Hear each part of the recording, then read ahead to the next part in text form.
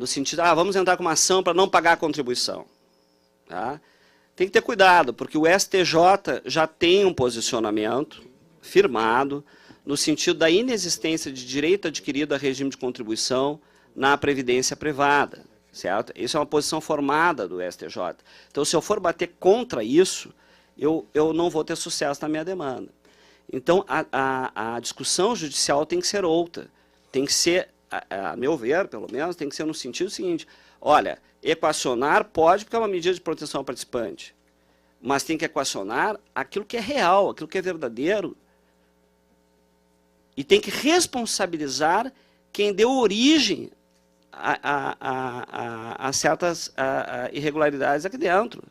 Se foram feitos investimentos ilegais, se houve falha de uma ordem ou de outra, isso tudo tem que ser investigado e tem que ser levado adiante. Agora, se não cobrou a dívida, tudo isso é prévio.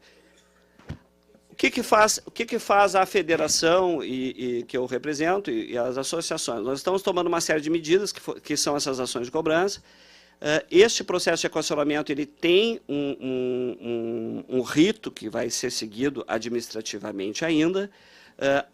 Existe a possibilidade de ingresso como interessado no processo administrativo, existe a possibilidade de recurso administrativo, existe a possibilidade de mandado de segurança contra o ato que aprovar o equacionamento.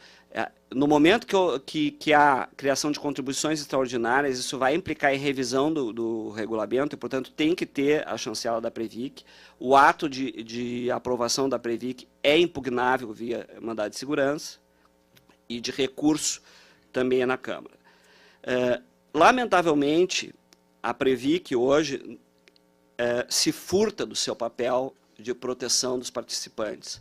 O que nós assistimos, pelo menos recentemente no STJ, no julgamento do recurso extraordinário 14.35837, que está suspenso e no qual se discute a aplicabilidade da norma que deve ser utilizada para o cálculo do benefício inicial da complementação de aposentadoria, se aquela da data do ingresso ou da data do desligamento, foi a Previc fazer uma sustentação oral absolutamente contrária ao interesse dos participantes, ou seja, dizendo que não se aplicava, não havia direito adquirido.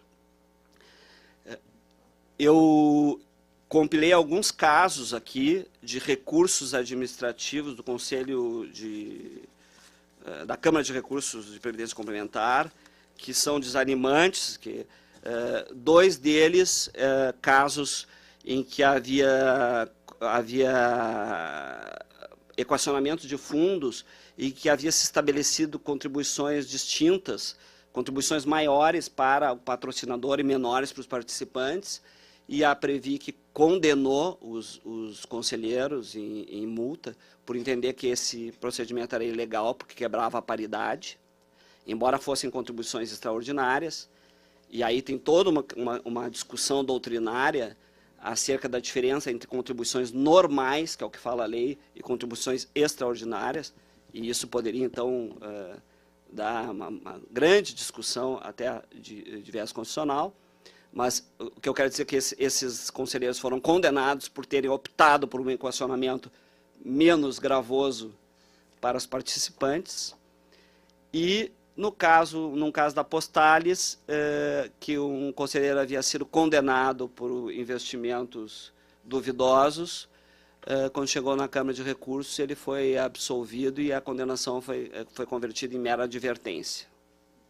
Eu tenho os números dos autos de infração aqui. Então, para vocês verem como é que o órgão, digamos, a jurisprudência deste órgão administrativa. O que eu quero dizer com isso? Nós temos um caminho a trilhar? Temos. Me parece que a trilha administrativa é importante para que nós tenhamos tempo na seara administrativa esgotarmos as instâncias, instruirmos o máximo possível o processo, para depois este processo ser utilizado numa discussão judicial, se for necessário. Assim o fizemos no processo administrativo da separação de massas. Nós ingressamos como terceiro interessados no processo da separação de massas, em nome da EPET, da FENASP. Esse requerimento foi apreciado pela Previc, não atenderam o pedido de extinção do processo administrativo, mas atenderam o nosso pedido de que se analisasse a documentação toda juntada.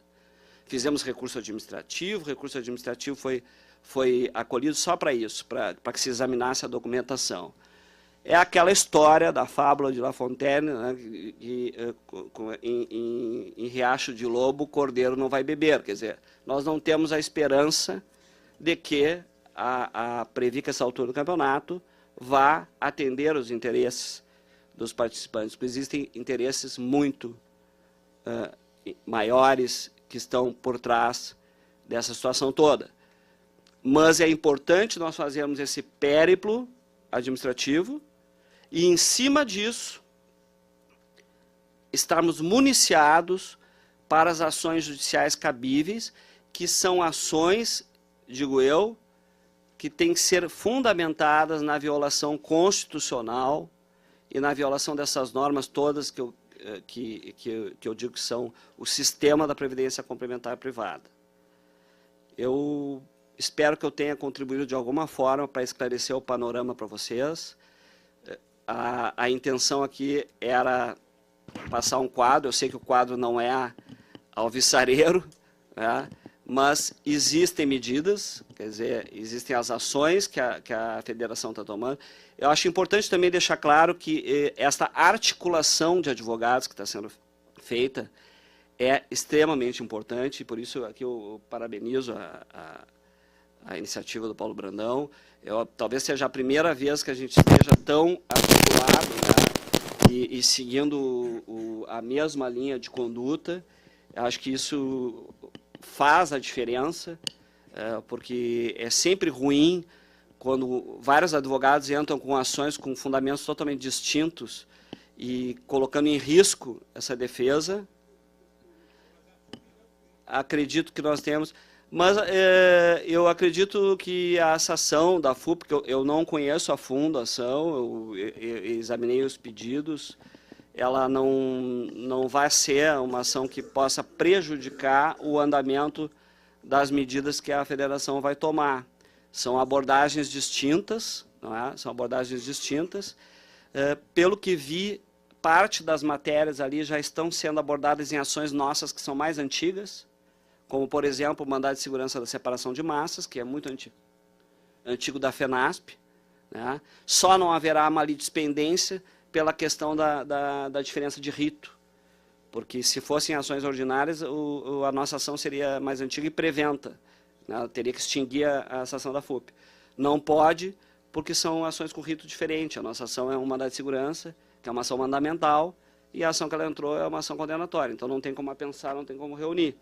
Mas os provimentos se confundem. Existe, no mínimo, uma questão de continência, uma relação de conteúdo entre essas demandas. De modo que espero ter atendido o convite, agradeço muitíssimo a paciência, a atenção com que me ouviram e fico à disposição dos senhores. Muito obrigado.